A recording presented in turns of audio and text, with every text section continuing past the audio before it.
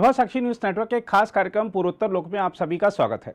मणिपुर में हिंसा के दौर को अब 100 से भी ज्यादा दिन हो चुके हैं। इस मुद्दे पर संसद में जमकर हंगामा हुआ।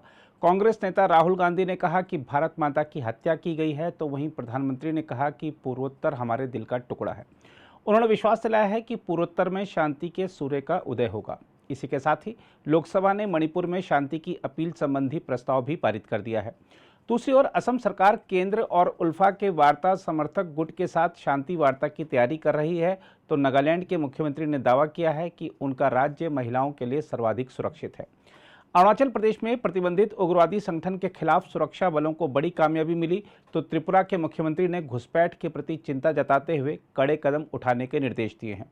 दूसरी ओर मेघालय के मुख्यमंत्री ने पूर्वोत्तर के युवाओं को अपनी मानसिकता बदलने और आरक्षण से ऊपर उठकर देखने की नसीहत दी है। आइए एक नज़र डालते हैं पूर्वोत्तर से आए समाचारों पर और सबसे पहले बात करते हैं मणिपुर की। मणिपुर के 10 आदिवासी विधायकों ने प्रधानमंत्री नरेंद्र मोदी से हिंसा प्रभावित राज्य में असम राइफल्स को सुरक्षा ड्यूटी से नहीं हटाने का आग्रह किया है और कहा है कि इसके कर्मी 2 युद्धरत समुदायों के बीच बफर जोन बनाने के लिए अपनी जान जोखिम में डाल रहे हैं। प्रधानमंत्री के नाम एक ज्ञापन में विधायकों ने कहा कि भारत का सबसे पुराना अर्धसैनिक बल असम राइफल्स अपनी स्थापना के बाद से ही देश की आंतरिक और बाहरी रक्षा में योगदान कर रहा है। हम आपको यह भी बता दें कि एक दिन पहले 40 विधायकों ने प्रधानमंत्री मोदी को पत्र लिखकर कहा था कि असम राइफल्स को वर्तमान तैनाती स्थल से स्थानांतरित करने की आवश्यकता है।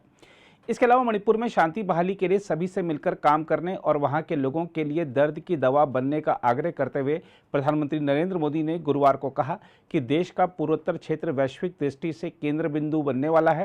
उन्होंने कहा, मैं मणिपुर के लोगों से आग्रह पूर्वक कहना चाहता हूं कि देश आपके साथ है, वहां फिर से शांति की स्थापना होगी। मणिपुर की स्थिति पर देश के गृह मंत्री श्रीमान अमित शाह ने कल 2 घंटे तक विस्तार से और बड़े धैर्य से रत्ती भर भी राजनीति के बिना सारे विषय को विस्तार से समझाया, सरकार की और देश की चिंता को प्रकट किया और उसमें देश की जनता को जागरूक करने का भी प्रयास था। उसमें इस पूरे सदन की तरफ से एक विश्वास का संदेश मणिपुर को पहुंचाने का इरादा था। उसमें जन सामान्य को शिक्षित करने का भी प्रयास था। एक नेक ईमानदारी से देश की भलाई के लिए और मणिपुर की समस्या के लिए रास्ते खोजना एक प्रयास था, लेकिन सिवाय राजनीति कुछ करना नहीं है। इसलिए इन्होंने यही खेल किए, यही स्थिति किया।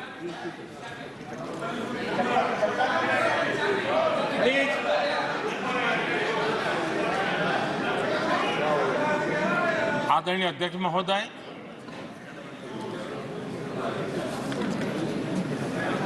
कल वैसे विस्तार से अमित भाई ने बताया है। मणिपुर में अदालत का एक फैसला आया। अब अदालतों में क्या हो रहा है वो हम जानते हैं, और उसके पक्ष विपक्ष में जो परिस्थितियां बनी, हिंसा का दौर शुरू हो गया और उसमें बहुत परिवारों को मुश्किल हुई। अनेकों ने अपने स्वजन भी खोए। महिलाओं के साथ गंभीर अपराध हुआ और ये अपराध अक्षम्य है और दोषियों को कड़ी से कड़ी सजा दिलवाने के लिए केंद्र सरकार, राज्य सरकार मिलकर के भरपूर प्रयास कर रही है। और मैं देश के सभी नागरिकों को आश्वस्त करना चाहता हूं कि जिस प्रकार से प्रयास चल रहे हैं, निकट भविष्य में शांति का सूरज जरूर उगेगा। मणिपुर फिर एक बार नए आत्मविश्वास के साथ आगे बढ़ेगा। मैं मणिपुर के लोगों से भी आग्रहपूर्वक कहना चाहता हूं, वहां की माताओं, बहनों, बेटियों से कहना चाहता हूं,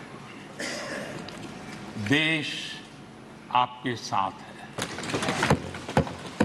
ये सदन आपके साथ है।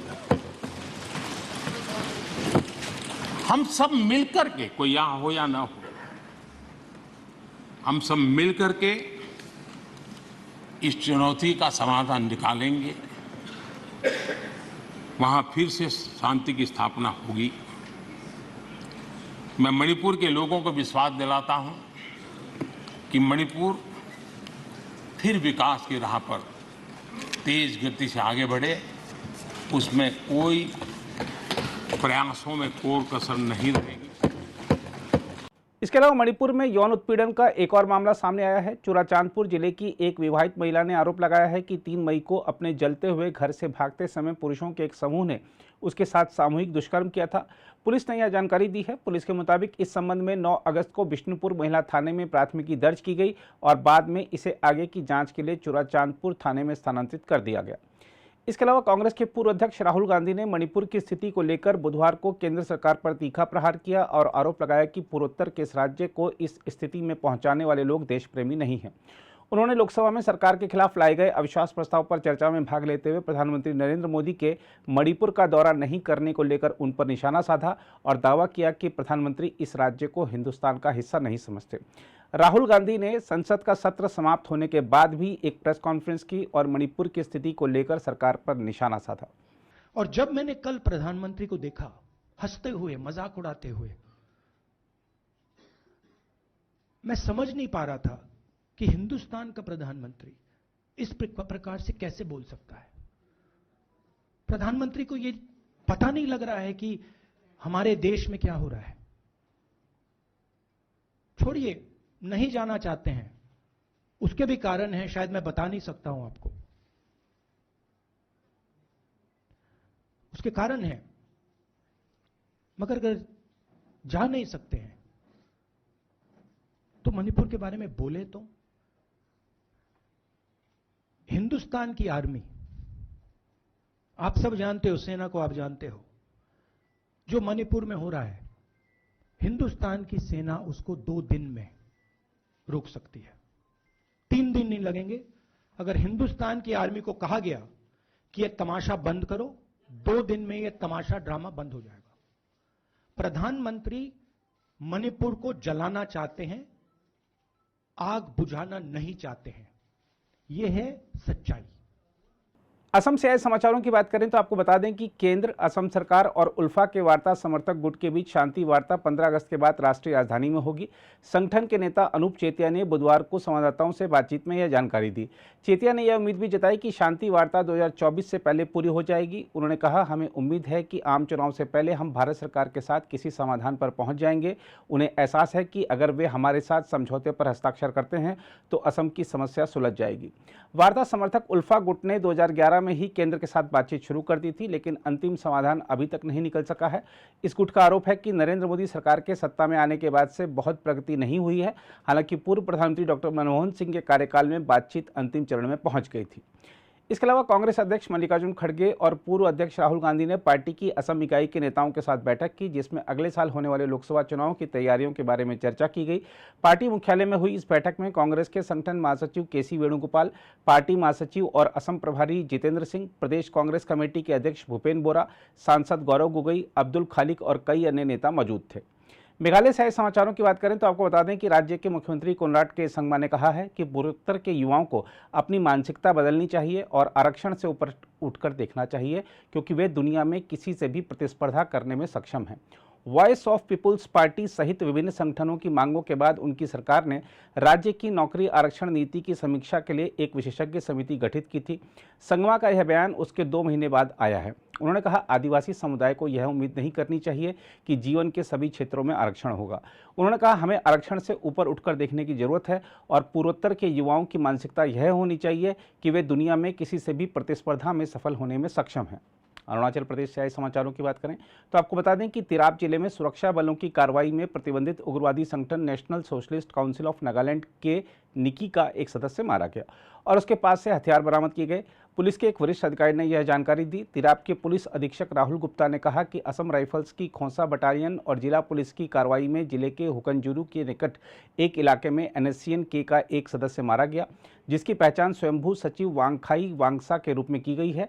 इससे एक दिन पहले बोरदुरिया पुलिस थाने के प्रभारी के नेतृत्व में संयुक्त टीम और 6 असम राइफल्स की एक टुकड़ी ने एक अभियान चलाया और बोगापानी इलाके से प्रतिबंधित समूह के एक उग्रवादी को गिरफ्तार किया। त्रिपुरा से समाचारों की बात करें तो आपको बता दें कि मुख्यमंत्री माणिक साहा ने राज्य के पुलिस अधिकारियों के साथ एक बैठक की अध्यक्षता की, जिसमें रोहिंग्या और बांग्लादेशियों की अवैध घुसपैठ के मुद्दे पर चर्चा की गई।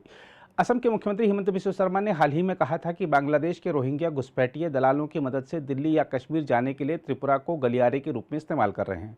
साहा ने प्रज्ञा भवन में बैठक के बाद संवाददाताओं से कहा, हमने त्रिपुरा में रोहिंग्या और बांग्लादेशियों की अवैध घुसपैठ पर विस्तृत चर्चा की। साहा ने कहा कि उन्होंने हाल ही में यह देखने के लिए उनाकोटी जिले का दौरा किया था कि बाढ़ ने कैसे बांग्लादेश के साथ लगी कटीली तारों वाली अंतर्राष्ट्रीय बाढ़ को व्यापक नुकसान पहुंचाया है।